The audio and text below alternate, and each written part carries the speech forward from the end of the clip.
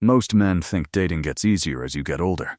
More money, more experience, more confidence. You think by your 30s you'll have it figured out. The harsh reality?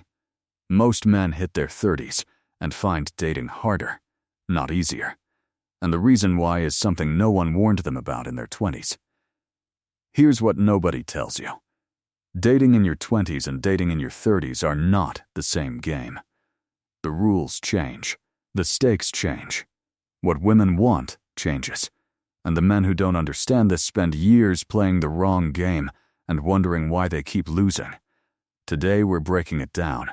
What actually changes, why most men get blindsided, and what you need to do differently depending on where you are right now. In your 20s, the biggest dating mistake you can make is believing you have unlimited time. You don't feel the pressure yet. There's always another person, another opportunity, another chance to figure it out later. So men spend their 20s chasing attraction without building substance. They date for validation, not for compatibility. They optimize for chemistry and ignore character, in themselves and in the women they choose. And the worst part? It works. For a while.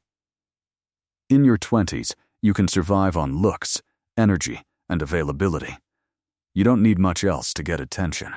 But here's the harsh truth. Everything you don't build in your 20s becomes a debt you pay in your 30s. Here's what changes when you hit your 30s. First, the dating pool shifts. The women who are serious, self-aware, and ready for real commitment, they're not interested in confusion anymore. They've been through that.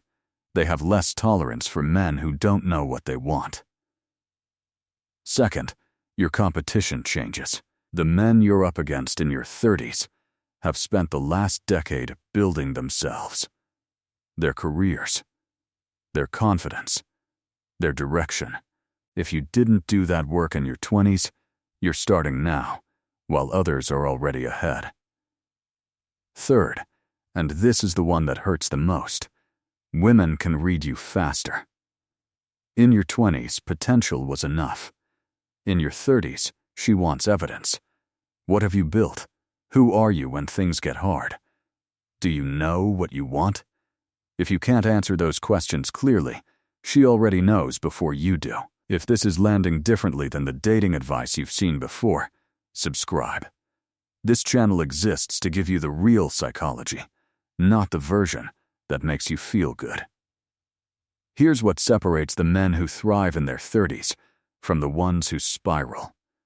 The men who win didn't suddenly get lucky. They used their 20s as a construction phase, not a performance phase. They built financial discipline. Not wealth necessarily, but direction. They knew roughly where they were heading. They built emotional clarity. They understood their own patterns. Why they chose who they chose, what they actually needed versus what they thought they wanted. And they built standards, not arrogance, standards. They stopped dating every woman who showed interest and started choosing based on alignment. The result? In their 30s, they're not scrambling, they're selecting. And high-quality women feel that difference immediately. The harsh truth is this. Most men arrive at their 30s carrying 20s habits into a 30s world. And they wonder why nothing fits. They're still chasing the wrong things, still confusing chemistry for compatibility, still waiting for life to start instead of building it. And the men who figured this out, who did the hard internal work early, they're not better looking. They're not luckier. They just stopped wasting time on things that were never going to work. So if you're in your 20s, stop treating this decade like a waiting room. Build. Figure out who you are before the pressure mounts. And if you're already in your 30s and you feel behind, you're not. The men who win in their 30s aren't the ones who had it figured out at 25. They're the ones who got honest with themselves and got to work, no matter when that started.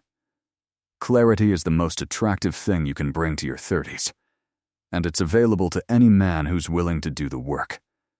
That's the harsh truth. Subscribe If you want more of this, and drop in the comments, what's the biggest thing that changed for you between your 20s and 30s? I read every one. See you in the next video.